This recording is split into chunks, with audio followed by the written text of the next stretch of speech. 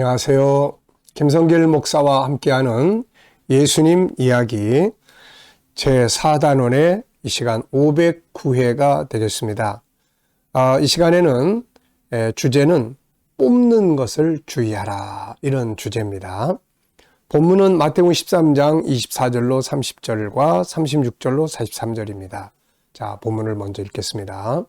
예수께서 그들 앞에 또 비유를 들어 이르시되 천국은 좋은 씨를 제 밭에 뿌린 사람과 같으니 사람들이 잘 때 그 원수가 와서 곡식 가운데 가라지를 덧뿌리고 가더니 싹이 나고 결실할 때 가라지도 보이거늘 집 주인의 종들이 와서 말하되 주여 밭에 좋은 씨를 뿌리지 아니하였나이까.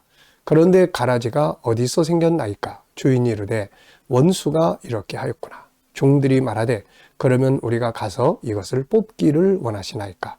주인이 이르되 가만두라. 가라지를 뽑다가 곡식까지 뽑을까 염려하노라. 둘 다 추수 때까지 함께 자라게 두라. 추수 때에 내가 추수꾼들에게 말하기를 가라지는 먼저 거두어 불사르게 단으로 묶고 곡식은 모아 내 곡간에 넣으라 하리라. 이에 예수께서 무리를 떠나사 집에 들어가시니 제자들이 나와 이르되 밭의 가라지의 비유를 우리에게 설명하여 주소서.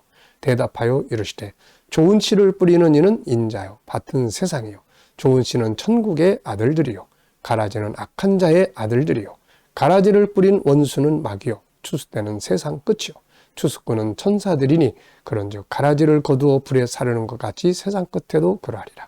인자가 그 천사들을 보내리니 그들이 그 나라에서 모든 넘어지게 하는 것과 또 불법을 행하는 자들을 거두어내어 풀무불에 던져 넣으리니 거기서 울며 이를 갈게 되리라.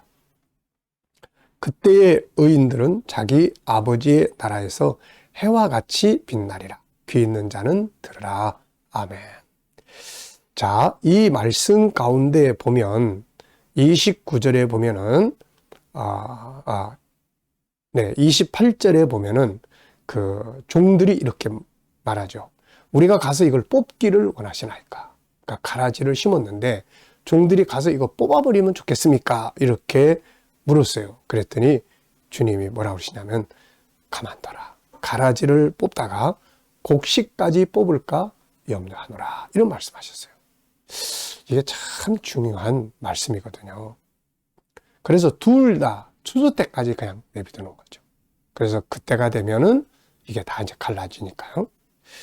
자, 가라지를 뽑다가 곡식까지 뽑을까 염려된다고 하시면서 추수 때까지 그대로 두라고 하셨습니다. 이 말씀에서 우리는 중요한 교훈을 얻게 됩니다.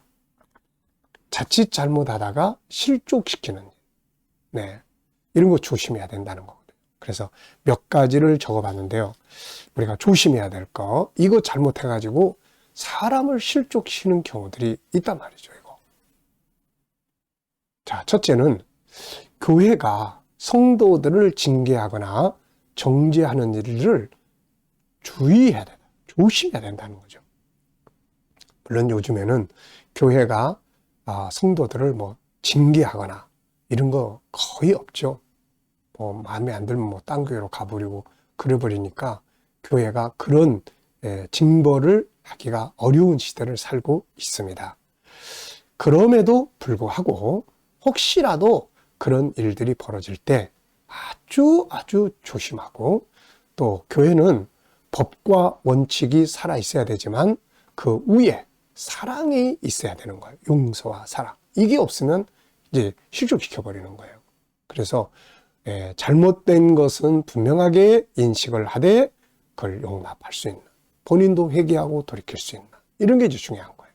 세상은 오직 법대로예요. 그래서 요즘 세상이 막 사회가 난리도 아니잖아요. 법과 원칙 막 그러면서. 근데 교회는 법만 있으면 예수님이 십자가에 죽으실 필요가 없어요. 그래서 법보다 더 중요한 게, 법은 사람을 사형시키는 거야. 근데 예수님의 십자가는 사람을 살리는 거예요. 그래서 예수님이 이 땅에 오셔서 사람들을 정죄하지 않잖아요. 내가 너 죄사함, 네 죄사함 받았느니라. 나도 너를 정죄하지 않는다. 이런 거 아주 조심해야 합니다. 물론 교회 안에 이단으로 끌고 가는 이런 거, 성적 타락 등 악한 죄를 짓는 것들이 있다면 징계를 물론 해야 됩니다. 교회 이름으로. 그런데 최선을 다해서 용서도 하고 신중하게 해야 된다. 왜? 그러다가 사람의 생명을 잃어버릴 수 있기 때문에 아버지를 징계했는데 자녀들이 실족해. 교회가 어떻게 이럴 수 있느냐. 그래서 난 이제 예수 안 믿어. 이런 경우들이 생길 수 있거든요. 이런 거 조심해야 된다.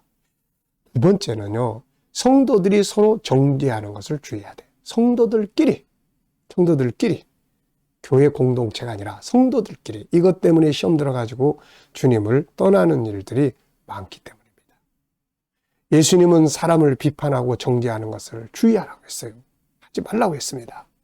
마태복음 7장 1절 이하를 보면은 비판을 받지 아니하거든 비판하지 말라. 네, 비판하지 말라. 우리는 하나님이 아니에요. 우리는 심판자가 아닙니다.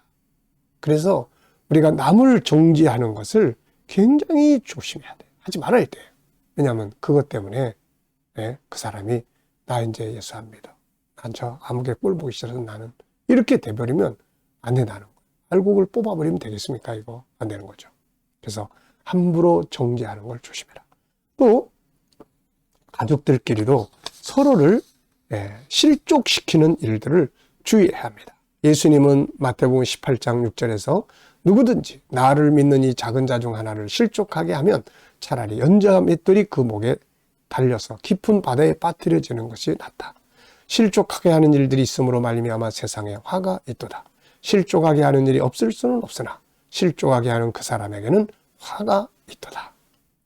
예수님께서 피로 사신 생명을 내가 말한 말이 잘못해가지고 내 행동 하나 잘못해가지고 내가 함부로 정죄해가지고 비난해가지고 그 사람 실족한다면 이게 얼마나 큰 아픔입니까? 그래서 우리가 자기 스스로도 시험에 들어서 실족당하지 않게 하는 게 중요해요.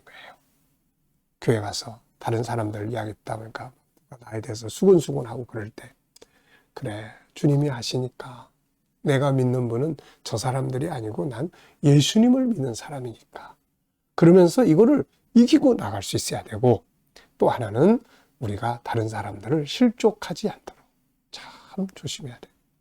저도 목회를 오래 하면서 참 정말 조심한다고 했는데도 엉뚱하게 이게 돼가지고 이제 교회를 떠난 사람들이 있어요.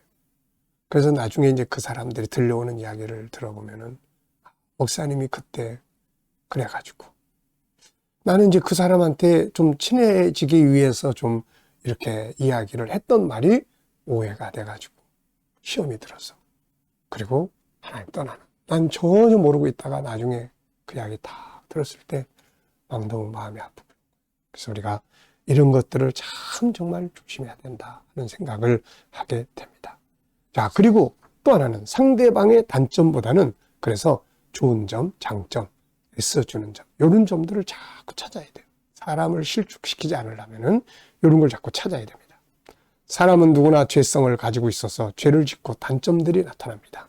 그러나 이것만을 지적하고 책망한다면 그 사람을 실족시키는 일이 될 수가 있거든요.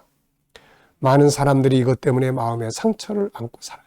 가족 간에도, 이웃 간에도, 또 교회 안에서도. 그래서 우리는 이런 거 조심해야 되거든요. 주님은 한 사람을 구원하시려고 자기 목숨을 십자가 위에 바쳐주셨습니다. 그러므로 주님이 살리신 사람을 우리가 실족시키는 일을 해서는 안 됩니다. 우리는 사람을 살리는 일을 해야지 실족시키는 일을 해서는 안 됩니다. 물론 앞서 말씀드린 것처럼 스스로도 실족당하지 않도록 자기를 잘 방어하고 그래서 주님을 대상으로 주님은 우리를 실족시키는 분이 아니잖아. 믿음의 방향을 가지고 가는 것이 아주 중요한 일입니다. 오늘 본문 말씀 그 가라지를 뽑다가 알곡도 뽑을까 봐 염려하시는 주님. 차라리 가라지를 내비두더라도 알곡 하나를 상하지 않게 하려고 하시는 주님의 마음. 그래서 하나님이 이 세상을 심판하지 않고 기다리고 계시는 거예요. 옛날에 어떤 사람이 김일성 시대에 아니 하나님이 살아계시면 저 김일성이 같은 놈 데려가시지 왜 안 데려가냐고 그랬더니 옆에서 누가 그러는 거예요. 아이고 김일성이 데려가면 하나님이 그날 당신도 똑같이 데려갈 거요. 참 일리 있는 말이잖아요. 김일성이만 죄인입니까? 그 이야기를 하는 사람도 죄인이죠. 만약에 죄인이니까 너 이리 와 그런다면은 지구상에 있는 사람 몽땅 다 구원받을 사람도 구원받지 못하고, 그래 이게 알곡을 뽑을까봐 하나님 기다리시는 거예요. 심판날까지. 그래서 우리가 실족 당하지 않도록 스스로 조심하고 다른 사람들을 실족시키지 않도록 교회도 성도들도 서로 간에 조심해야 될 것입니다. 이 시간 말씀 여기서 마치겠습니다. 감사합니다.